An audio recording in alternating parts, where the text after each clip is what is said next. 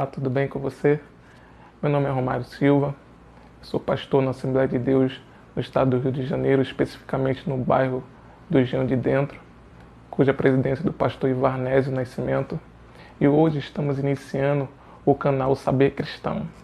Esse canal tem como propósito trazer conteúdos teológicos que possam edificar a sua vida, e não só esses conteúdos teológicos, mas também um aparato de ensino e instrução para os professores da Escola Bíblica Dominical que trabalham com a revista Betel, a revista que o Ministério de Madureira, da Assembleia de Deus de Madureira, usa para a ministração das escolas dominicais.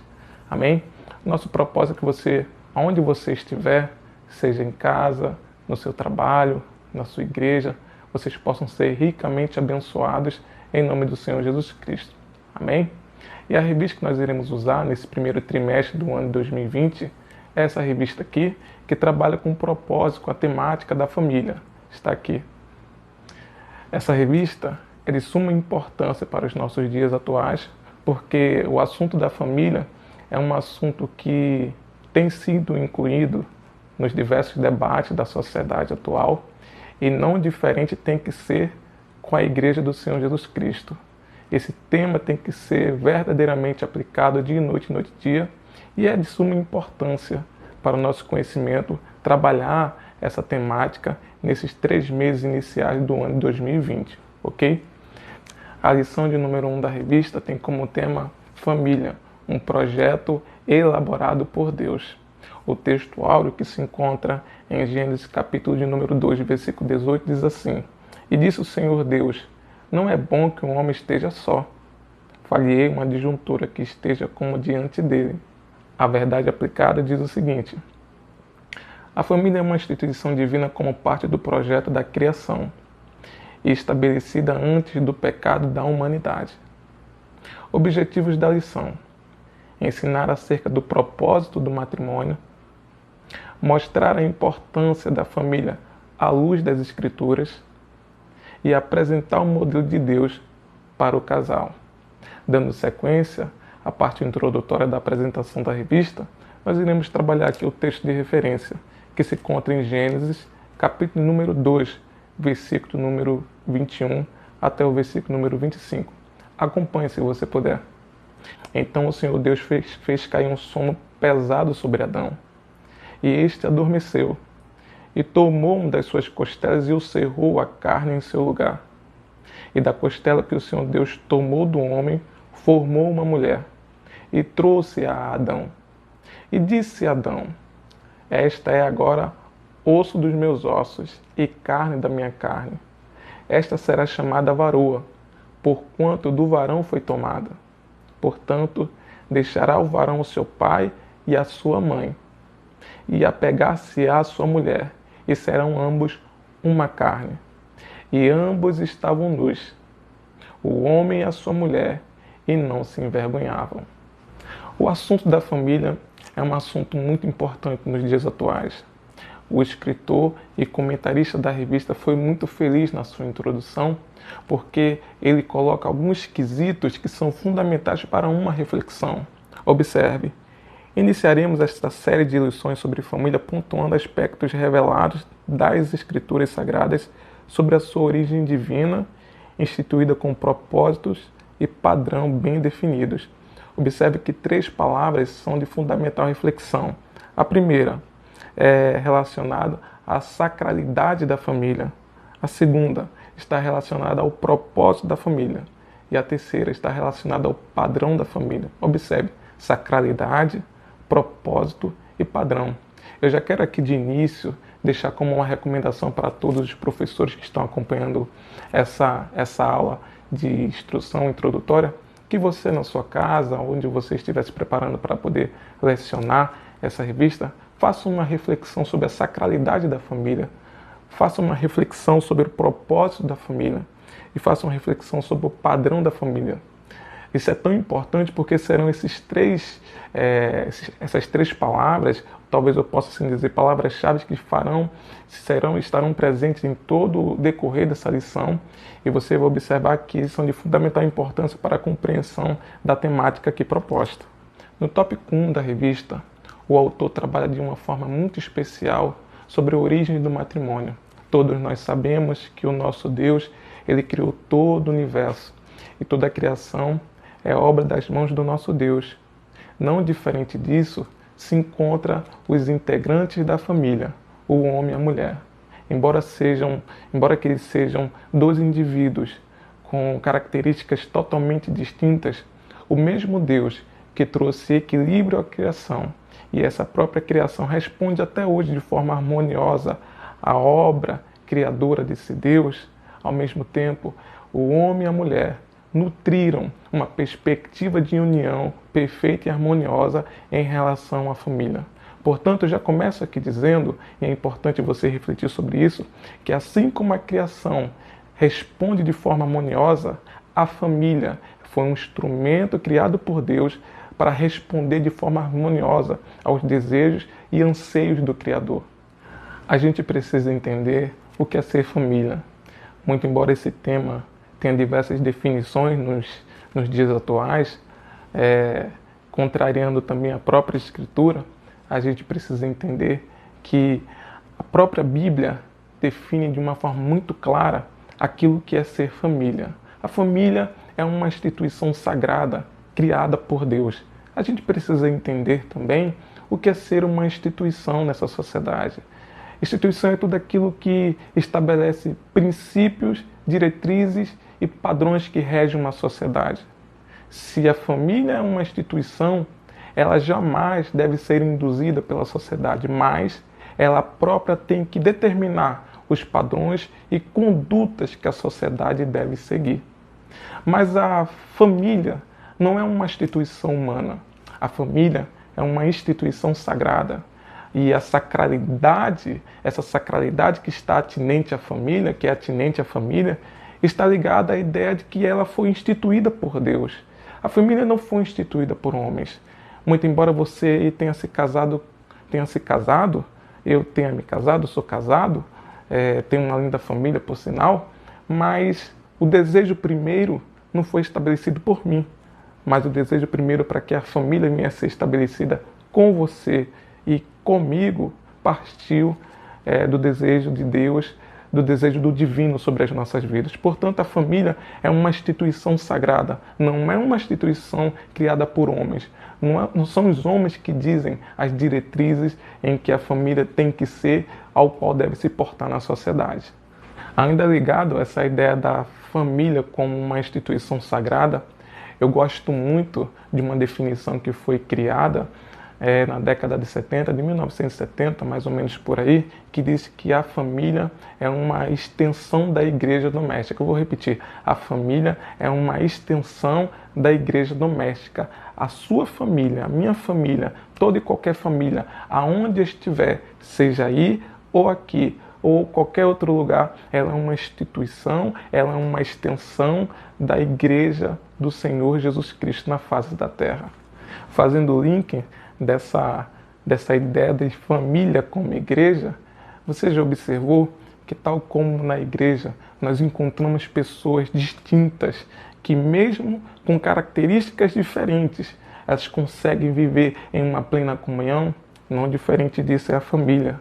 O homem e a mulher, mesmo com características, anseios, desejos, formas, intenções distintas, foi estabelecido por Deus uma relação matrimonial entre essas duas pessoas, criando a família. Isso é muito interessante.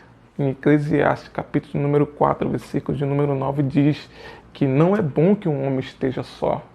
É interessante que um homem venha viver e venha despertar cada dia essa sua natureza agregária de viver em comunhão com o seu par, com o seu cônjuge, estabelecendo em si uma família. Tópico 2 da revista, que tem como tema a família à luz da criação, o autor faz um paralelo da família com a criação com as suas diretrizes e propósitos, e a família com a sua missão, com as suas diretrizes e os seus propósitos.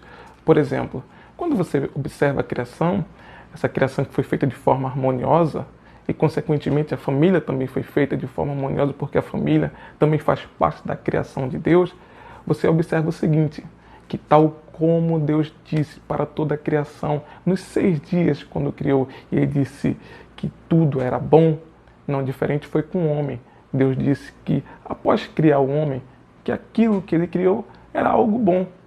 É preciso que a gente entenda que isso não é uma contradição quando lá na frente, na leitura que você vai fazer, você observa que Deus observou um homem e percebeu que ele estava só e precisava de uma companheira, de uma adjuntora.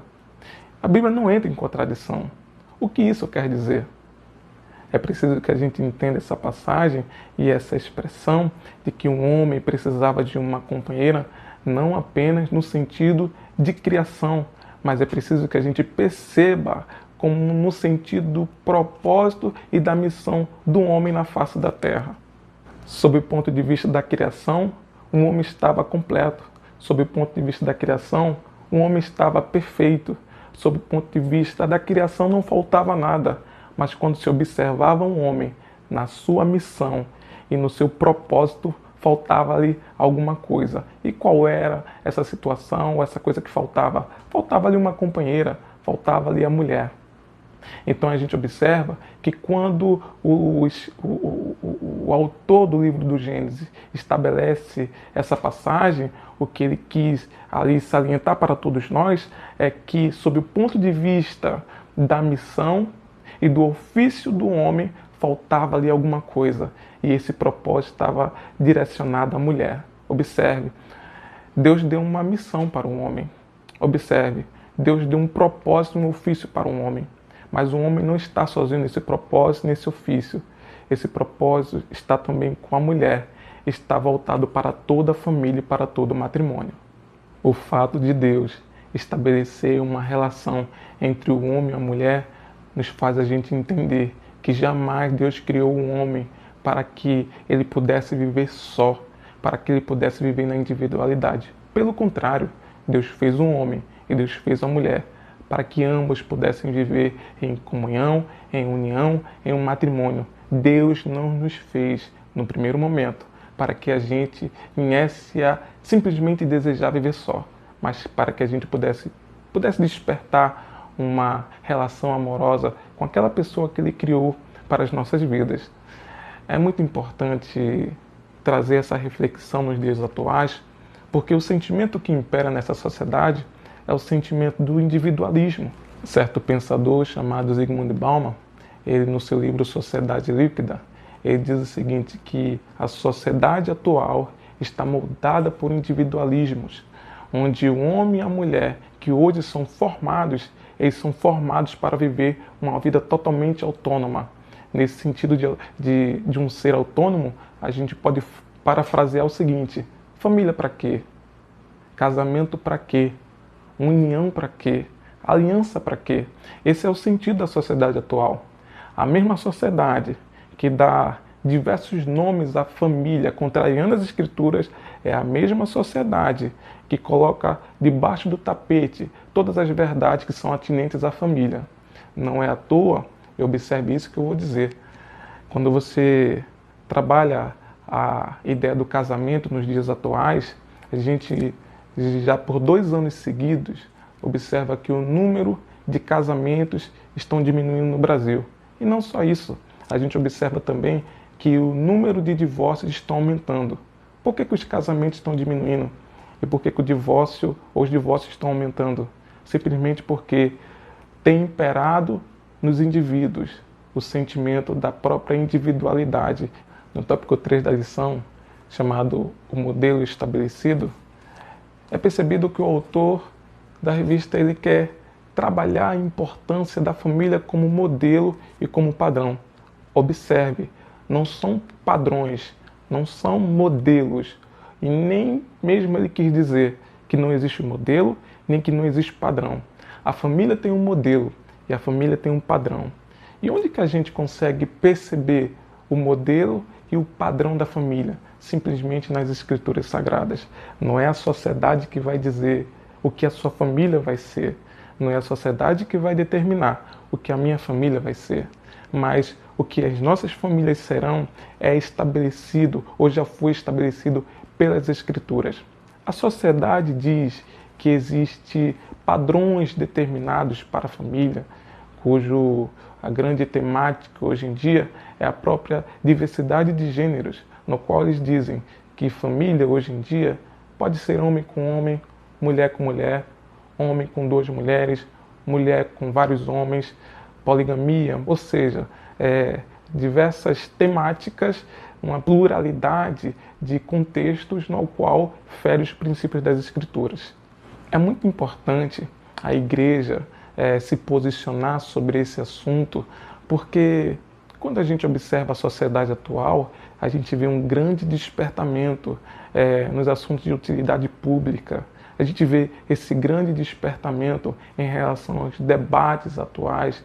Os grandes meios de comunicação sempre trabalham esses assuntos tentando ferir o princípio da família. A Igreja do Senhor Jesus Cristo precisa entender o verdadeiro significado do que é ser família e o padrão estabelecido pelas Escrituras. A sociedade vem determinar que família é tudo, menos aquilo estabelecido pelas Escrituras. Mas nós temos um padrão, e esse padrão das Escrituras diz que família é apenas homem com mulher, mulher com homem, macho e fêmea. Em outro tema ou em outro assunto da revista, outro tópico da revista, o autor trabalha a ideia do princípio da monogamia como um padrão fundamental para o estabelecimento da família. Esse princípio da monogamia estabelecido pelas Escrituras vai de encontro ao padrão estabelecido, os padrões estabelecidos por essa sociedade. O próprio século XXI ele é norteado por princípios que ferem as Escrituras. E um desses princípios tenta colocar por debaixo a importância da monogamia. Quando você observa as Escrituras, você vai observar que o próprio Deus, quando ele tenta mostrar o relacionamento dele para com o homem, dele para com um indivíduo na sociedade, ele estabelece as características de um relacionamento monogâmico. Ao mesmo tempo, quando você observa as cartas do apóstolo Paulo no Novo Testamento, você observa que o próprio servo do Senhor em nenhum momento estabeleceu o princípio da poligamia. Quando você observa na instrução dele ao próprio Timóteo, dando as diretrizes do líder, você observa que ele estabelece simplesmente o casamento de um homem com uma mulher. Em outras palavras, a gente pode dizer que a monogamia é um princípio moral pré-estabelecido por Deus para o casamento. Fora disso, é imoralidade. Fora disso, é uma depreciação às Escrituras e também ao próprio matrimônio estabelecido por Deus. Bem, meus queridos, eu quero, nas minhas últimas palavras, dizer da importância da família e dessa temática para os dias atuais. Eu espero que essa lição que foi passada para você tenha fluído de uma forma muito positiva e você possa levar para a sala de aula bastante informação e enriquecer os seus alunos com verdades fundamentais das Escrituras, que estabelecem os padrões, os princípios e o propósito da família nos dias atuais, estabelecido desde a eternidade pelo Criador.